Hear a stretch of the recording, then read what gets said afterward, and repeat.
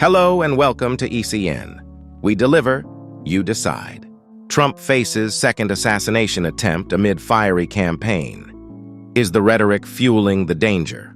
Greetings and welcome to ECN EuroConnectNews. In a campaign season marked by rising tensions, former President Donald Trump made his first public appearance since a second apparent assassination attempt on his life this past Sunday. Speaking to a fervent crowd in Flint, Michigan, Trump's presence was met with chants of "God bless Trump" and "Fight, fight, fight" as Secret Service agents tightly guarded the stage. Trump addressed the danger of running for president, likening it to bull riding or car racing, saying only consequential presidents get shot at. His remarks come at a time when the stakes are high, with Republicans accusing Democrats of inspiring violence against Trump through their harsh rhetoric. Meanwhile, Vice President Kamala Harris struck a more measured tone, choosing not to mention Trump by name during an interview earlier in the day.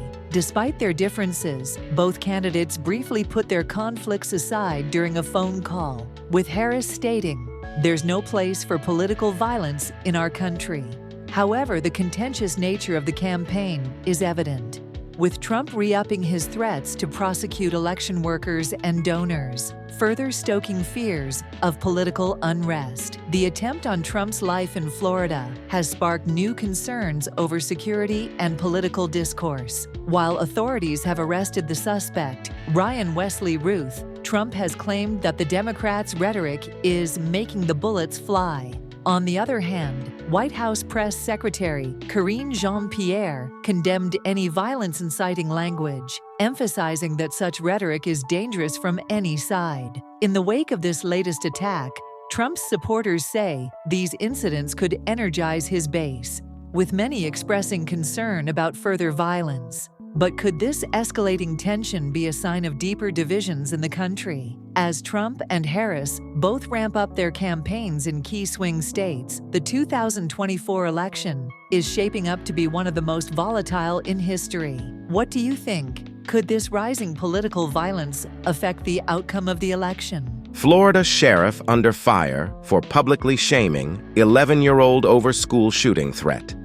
Ethical boundaries crossed. In a bold and controversial move, a Florida sheriff has taken drastic measures in response to a growing number of false school shooting threats. Volusia County Sheriff Mike Chitwood followed through on his promise to publicly shame minors who threaten school violence, releasing the mugshot, name, and arrest footage of an 11-year-old boy accused of making a mass shooting threat. This comes after local authorities were inundated with false tips of potential school shootings, causing chaos and costing law enforcement over $21,000 in resources. Frustrated by what he calls an out-of-control situation, Sheriff Chitwood defended his decision, saying, "Since parents won't raise their kids, I'm going to start raising them." The sheriff's controversial approach has sparked a fierce debate. Is public humiliation an effective way to curb these threats, or does it cross ethical boundaries when it comes to children? The 11-year-old boy, who allegedly made threats to target 2 middle schools, was arrested after investigators recovered a list of names and weapons from his room. While the boy claims the threats were a joke, Sheriff Chitwood has taken a firm stance, charging the boy with a felony and making his arrest public.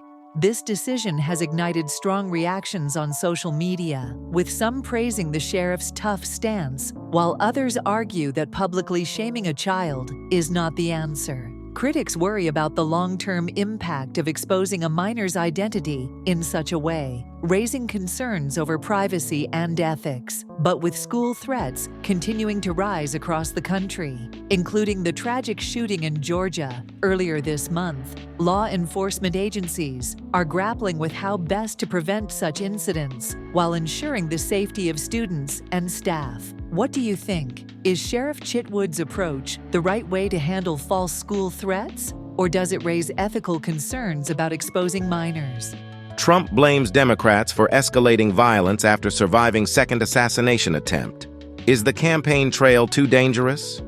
Former President Donald Trump made his first public appearance on Tuesday after surviving a second apparent assassination attempt. Speaking to a packed audience in Flint, Michigan, Trump didn't shy away from addressing the dangers of his presidential bid, comparing the risks to bull riding and race car driving, calling the presidency a dangerous business. Trump also revealed that Vice President Kamala Harris reached out to him following the incident, calling their exchange very, very nice. However, the former president didn't hesitate to blame Democrats, including Harris, for what he described as inflammatory rhetoric that has led to these dangerous attempts on his life. Trump claimed, "Their rhetoric is causing me to be shot at when I am the one who is going to save the country, and they are the ones that are destroying the country, both from the inside and out." Despite the ongoing security concerns, Trump's supporters, like Army veteran Jim Jones, expressed little fear, with Jones stating, "I think the good Lord has a job for Trump to do."